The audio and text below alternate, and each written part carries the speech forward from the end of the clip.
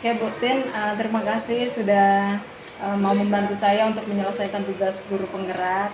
Jadi hari ini saya ingin melakukan wawancara dengan Ibu tentang diskusi tentang kasus. Jadi saya mempunyai satu kasus yaitu tentang Bu Titi.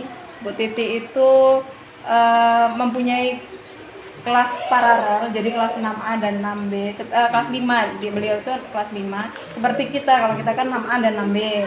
Nah, Bu Titi anggap aja saya ya Bu. Nah, jadi saya itu dianggap sebagai orang yang cerdas, terus orang yang disiplin, lalu mampu membawa anak-anak untuk mencapai nilai yang tinggi, jadi mencapai nilai lebih dari KKM, terus dan Bu Titi tersebut sangat dihormati oleh rekan guru dan kepala sekolah juga warga sekolah. Namun suatu ketika Bu Tin mendengar ada suara tangisan dari kelas sebelah, dari kelas Bu Titi tersebut. Dan ketika ibu keluar melihat keadaan di luar, ternyata ada seorang anak dari kelas Bu Titi yang sedang menangis di bawah sinar matahari. Nah, menurut Ibu, kira-kira apa yang harus Ibu lakukan? Ya, mendekati anak tersebut, ya kan? Bertanya kenapa kamu di sini, kan? Bertanya alasannya. Ya. Kalau dia memang jawabannya karena berupa hukuman, mungkin kita akan datangi ibu gurunya, bertanya kenapa kok dia bisa seperti itu. Nah, jadi Ibu pengen ini apa, langsung datangin anak gitu ya?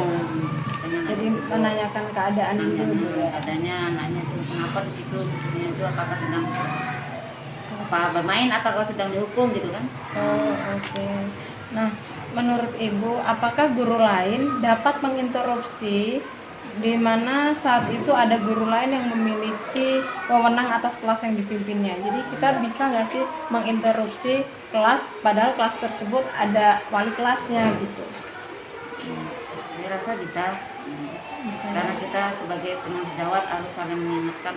Kita kan punya hukum, punya aturan. Kalau salah satu melanggar kan nanti bisa kita juga. Jadi saling mengingatkan lah intinya. Jadi kita harus mengikuti aturan yang ada ya Bu ya. Seperti itu. Nah, dalam kondisi seperti itu, apa yang bisa Ibu lakukan? Saya akan datangi ibu guru anak tersebut, bertanya alasannya, mungkin menasihatinya agar dia ingat aturan-aturan yang berlaku di pembinaan kita. Terus ya berusaha membuat suasana anak itu senang gitu loh dalam belajar. Selain mutunya bagus juga anak juga berasa nyaman gitu loh. Cari solusi lah maksudnya. Ya, ya. Jadi di sini Ibu lebih menekankan ke pembelajaran yang berpihak kepada anak ya Bu. Iya. Jadi kalau menurut Ibu nih, perlu nggak sih kita laporin Bu Titi tersebut ke kepala sekolah atau bagaimana?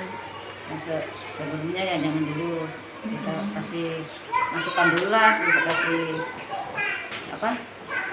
nasihat. Pokoknya kalau bisa dia terima ya alhamdulillah, kalau nggak bisa ya mungkin kita teruskan ke sekolah.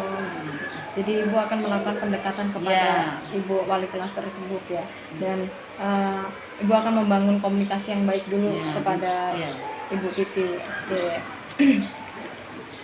Nah, sekarang kalau menurut Ibu bisa nggak menginterupsi kemudian bertanya mengapa, bagaimana kepada Ibu itu kira-kira bisa nggak Bu kita guru lain yang bertanya tentang keadaan kelas lain? Bisa sebagai acuan kita juga dalam mengajar mungkin kan nantinya di kelas kita kan. Mungkin ada yang bisa kita terapkan di kelas kita, mungkin juga ada yang harus kita nggak ikuti gitu kan. Jadi kita ini ya Bu, kita harus tetap membangun namanya sharing itu tadi ya, membiasakan sharing. Jadi bersama teman sejawat kan. Jadi selain sharing, terus kita juga kan jadi tahu masalah di kelas lain, jadi kita juga bisa belajar. Oke. Nah, menurut Ibu nih, kalau misalnya ada kejadian yang seperti itu, tapi ketika Ibu ngajak berkomunikasi, Bu Titi tadi tidak bisa, dia tetap kekeh dengan pendapatnya, kira-kira Ibu bagaimana? Ya saya ya akan mendatangi yang pimpinan kita lah mencari solusinya. Jadi akan berbicara Ya, dengan dengan pimpinan. Baik, terima kasih Bu atas waktunya. Ya, sama-sama Bu Ria.